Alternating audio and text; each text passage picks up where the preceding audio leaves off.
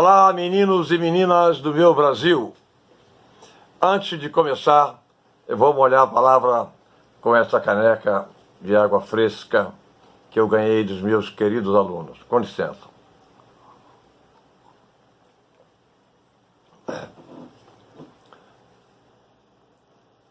Resolvi fazer esse vídeo para rebater as críticas difamatórias que vêm sendo feitas ao patrono da educação no Brasil, eminente professor, pedagogo e educador Paulo Freire. Não se deixe enganar por esses vídeos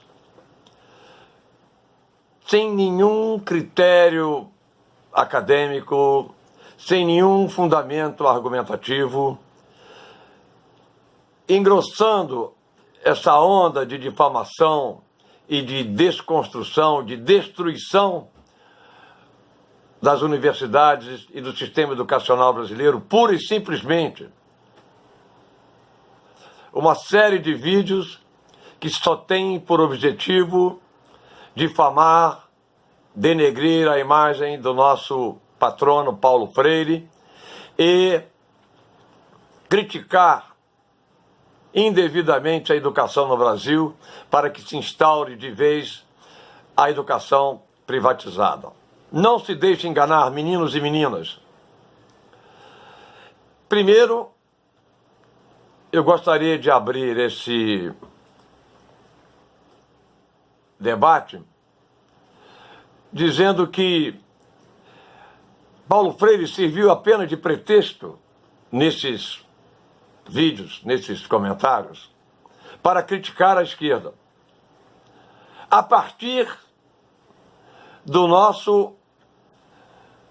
da autoridade magna em educação, que é o ministro da Educação, Weintraub. O ministro Weintraub fez um vídeo também,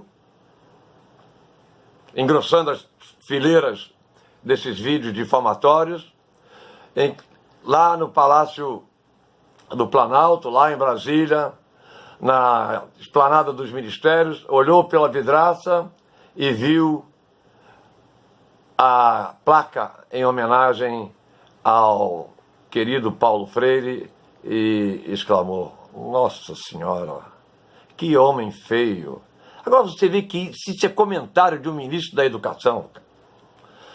Outros criticam Paulo Freire apenas pelas suas posições ideológicas.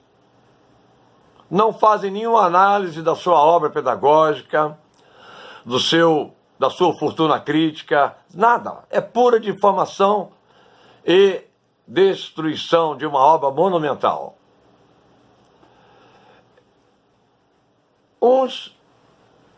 Um deles cita o reitor do Colégio São Bento, que disse que Paulo Freire é o coveiro da educação no Brasil. Ora, meus amigos e minhas amigas,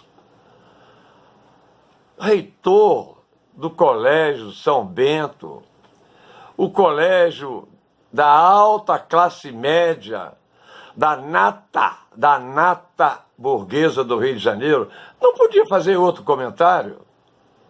Não foi para esses alunos, ou não foi somente para esses alunos, que Paulo Freire construiu a sua obra. Paulo Freire construiu a sua obra de maneira universal, mas procurando atender, sobretudo, o oprimido. Para contrapor a opinião desse reitor, eu vou ler uma carta aberta de outro reitor, o padre Nilson Marostica, do Santuário Nacional de São José de Anchieta, que recebeu uma proposta de troca do patrono de Paulo Freire para o São José de Anchieta. O reitor do santuário recusou de imediato a indicação. Vamos ler um trechinho dessa carta. Ele diz lá: não podemos aceitar que o legado de São José de Anchieta seja instrumentalizado para fins meramente ideológicos. Reconhecemos a imensa importância do legado de Paulo Freire para o Brasil e para o mundo. Tanto José de Anchieta como Paulo Freire caminham na mesma direção. Ambos optaram por estar a serviço da educação dos marginalizados.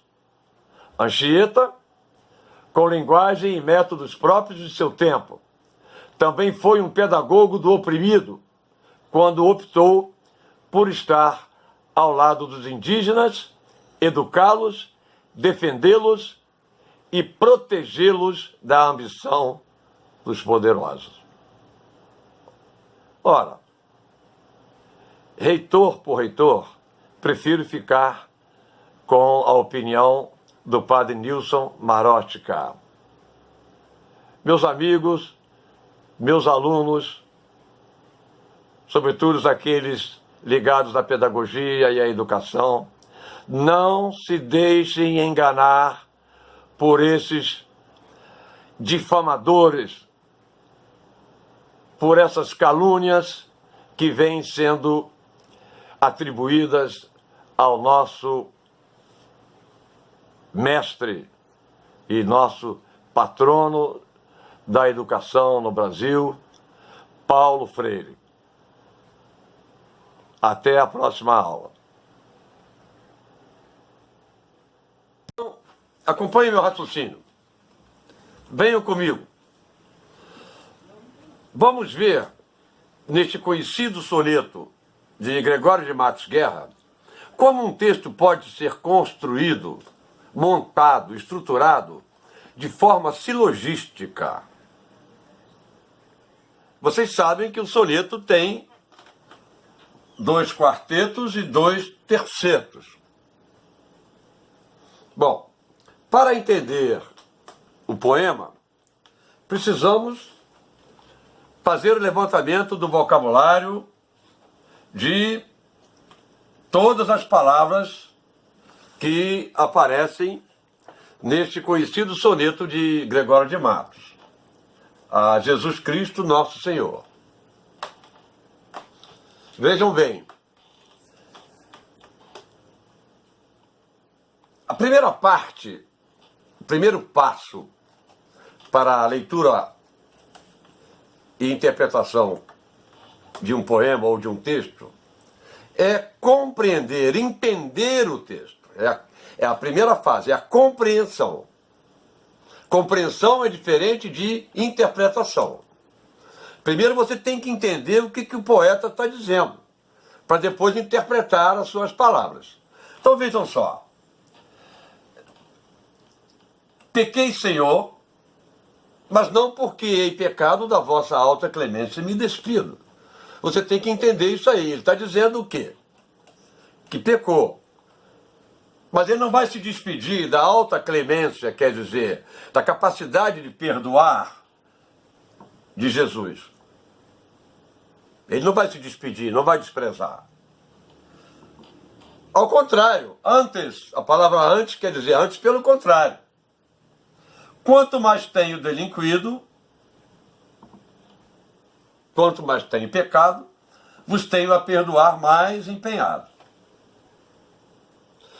Ou seja, em outras palavras, quanto mais ele peca, mais Jesus o perdoa.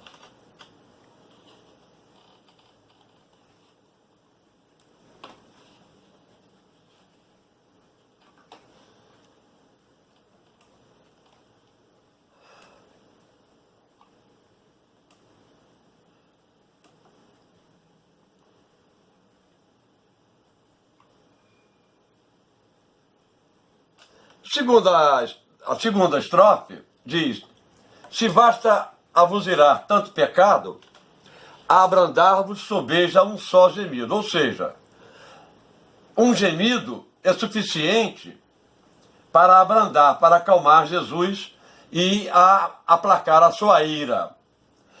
Veja que ele que inicia este verso por uma conjunção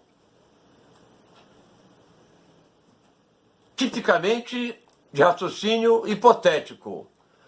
Uma conjunção condicional. Se já está sintomaticamente aparecendo aí um raciocínio hipotético.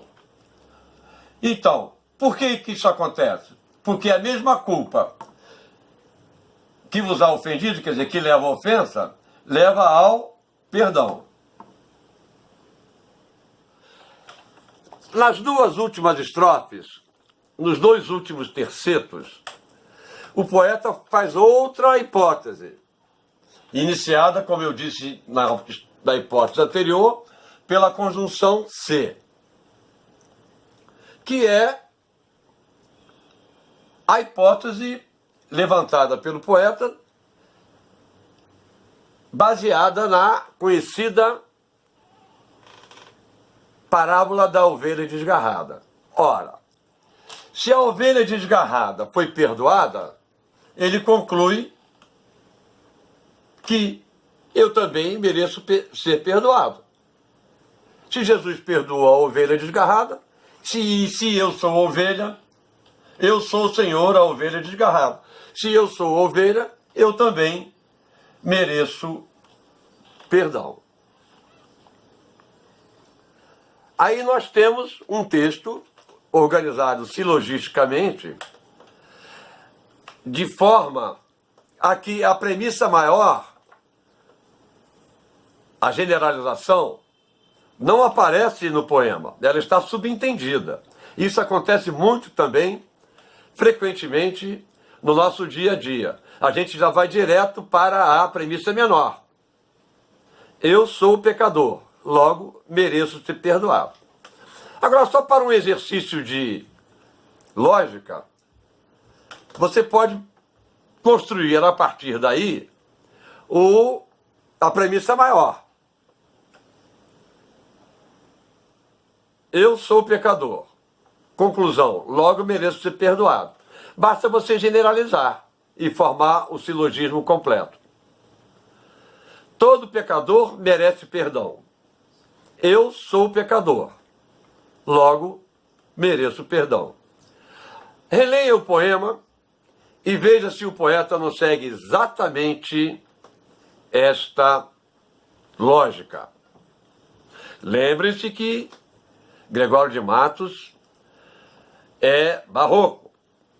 O barroco ainda está sob a égide dos clássicos. E os clássicos primam pela razão. Vocês podem usar o mesmo procedimento para interpretar o conhecido soneto de Camões, Amor é um fogo que arde sem se ver, que nós já vimos em outra aula anterior, mas que você pode retomar. Até lá. Saúde. Até a próxima aula.